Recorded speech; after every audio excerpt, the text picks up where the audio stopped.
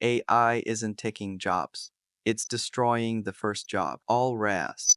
A few years ago, the promise was simple. Go to college, get good grades, get an internship, land your first office job, start climbing. For generations, that was the deal. Not a guarantee of wealth, not a guarantee of success, but a reasonable path into the American middle class. Today, millions of young Americans are discovering something unsettling. The ladder is still there. The higher paying jobs still exist, the careers still exist, but the first rung is starting to disappear. And that's why I think one of the biggest AI stories of the next decade isn't about robots replacing experienced workers. It's about something much more dangerous. AI is helping companies remove the entry-level jobs that used to train future professionals. And if that continues, the biggest victim of the AI economy may not be today's workers, it may be tomorrow's workers. I'm Alex Reed, and I don't predict the future. I read the AI signals before they hit your paycheck. Let's talk about one of the most important signals American families are missing right now, a strange new reality facing college graduates. Imagine you're 22 years old, you graduate from college. You did everything society told you to do. You studied, you completed internships, you built projects, you learned software tools, you spent tens of thousands of dollars on tuition.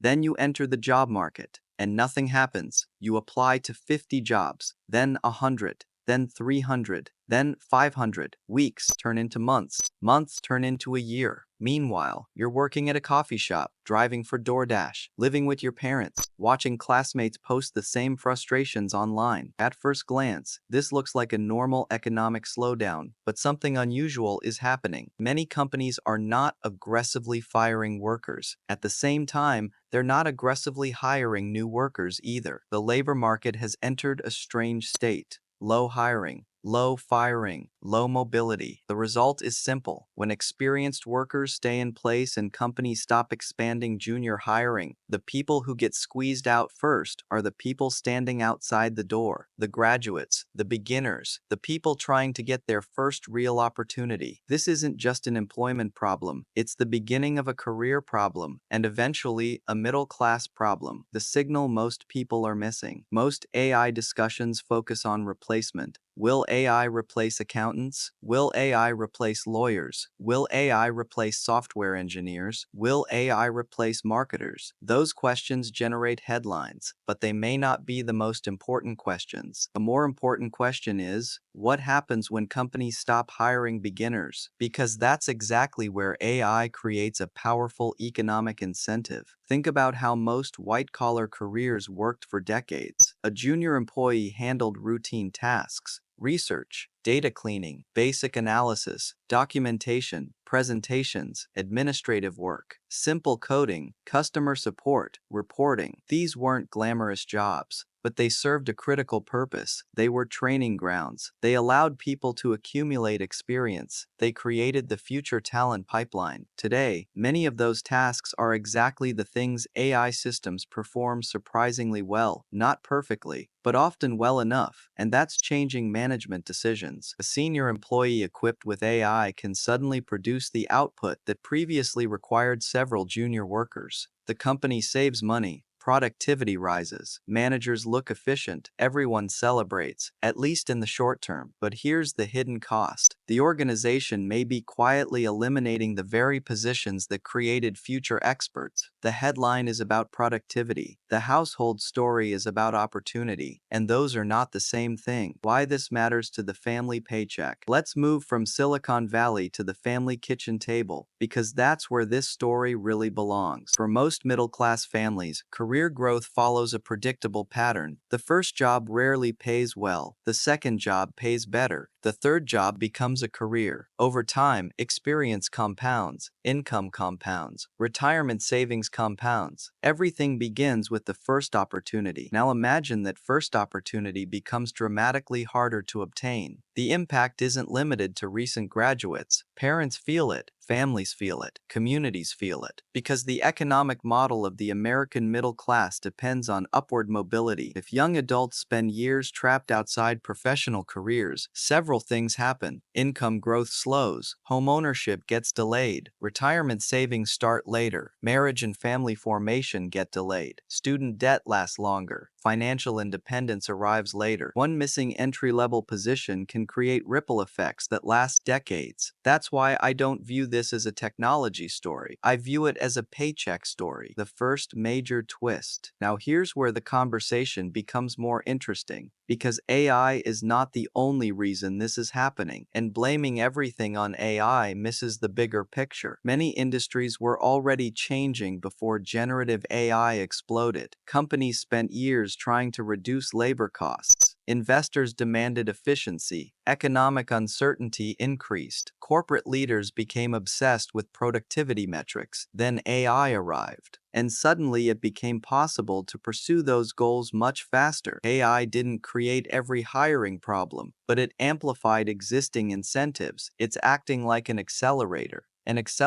attached to a system that was already becoming less interested in training new workers. This distinction matters, because if the problem is only AI, then better AI is the solution. But if the problem is a deeper shift in corporate behavior, then the challenge is much bigger. We're not just witnessing technological disruption, we're witnessing a transformation in how organizations develop talent, and that may be far more consequential. Why computer science became the warning sign. A few years ago, computer science was considered one of the safest educational bets in America. Parents encouraged it, students rushed into it, universities expanded programs, tech companies hired aggressively. For a while, the formula worked. Then the environment changed. Hiring slowed, layoffs increased, experienced engineers flooded the market. Meanwhile, AI tools became capable of handling more routine coding work. The result created a perfect storm. A company looking to hire could choose between a recent graduate or someone with 3 to 5 years of experience. In many cases, the decision became obvious. The experienced candidate could become productive immediately. The graduate required training, and training costs money. This doesn't mean software engineering is dead. Far from it. Technology remains one of the most important industries in the world. But it does illustrate a broader pattern. When AI increases the productivity of experienced workers, organizations often need fewer beginners. And that's a pattern that extends far beyond technology, marketing, finance, legal research, consulting, media, administration. Many fields are beginning to face similar pressures. The second major twist. The real danger isn't unemployment. The real danger is career ladder erosion. That's a phrase worth remembering. Career ladder erosion, because most people assume careers are built through sudden breakthroughs. In reality, they're usually built through gradual progression. Junior, associate, mid-level, senior, manager, director, leader.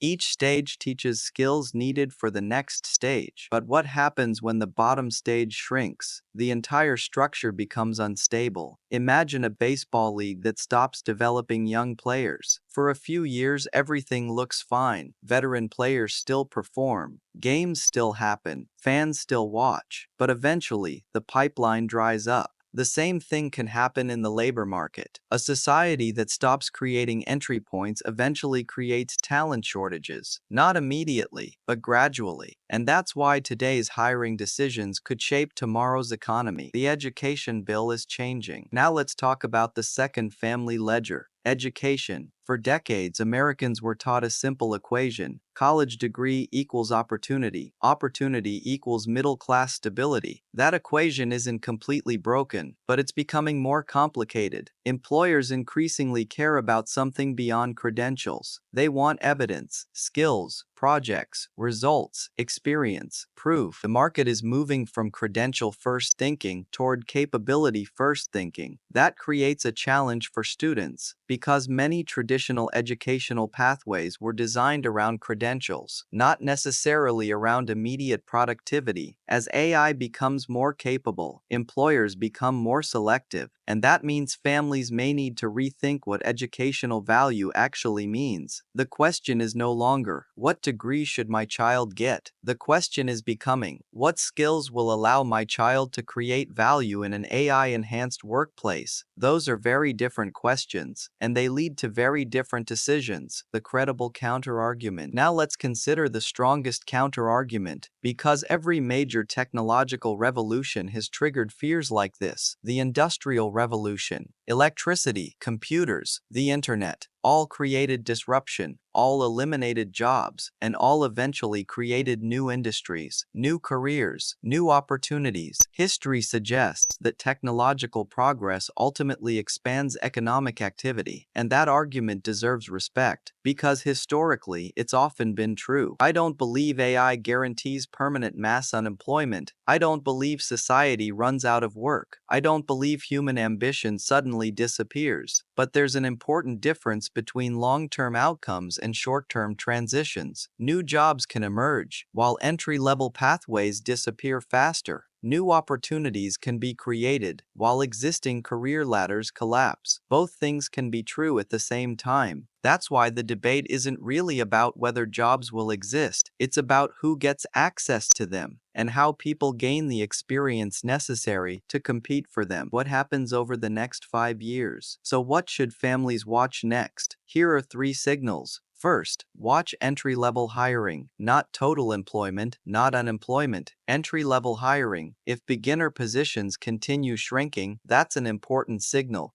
Second, watch skill requirements. Companies may increasingly expect workers to arrive already equipped with AI-enhanced productivity skills. Third, watch education itself. Schools, universities, and training programs may face growing pressure to prove they can produce immediately valuable talent, because employers are becoming less willing to provide that training themselves. These trends won't affect every industry equally. Some careers remain highly resistant to automation: healthcare, skilled trades, physical services, infrastructure work, many human-centered professions, but the direction of travel matters, and the direction is becoming increasingly clear. The labor market is rewarding demonstrated capability faster than ever before. Final thought. I think the biggest misunderstanding about AI is that people imagine a future where machines suddenly replace everyone. That's dramatic, it's cinematic, and it makes for great headlines. But reality is usually quieter, more gradual, more structural. The deeper risk may not be that experienced professionals lose their jobs overnight. The deeper risk may be that future professionals never get the chance to start, because a society can survive technological change. What becomes harder is surviving a future where fewer people are allowed to develop experience in the first place. The story isn't really about AI. The story is about opportunity, and whether the next generation still has a path to build a middle-class life. The middle-class signal checklist. Today's signal: AI is not taking middle-aged jobs first. It's reducing demand for the entry-level jobs that traditionally created future middle-class careers. Why it matters? Because every professional career begins with a first opportunity. If that opportunity disappears, wage growth, home ownership, retirement savings, and family formation may all be delayed. What to watch next? Entry-level hiring trends, AI adoption inside corporations, skills-based hiring, university-to-workforce outcomes. And one final thought: the headline is about artificial intelligence. The household story is about the future value of a first job. If you want help translating AI headlines into paycheck signals, family signals, and middle-class signals, consider subscribing, because I don't predict the future. I read the AI signals before they hit your paycheck.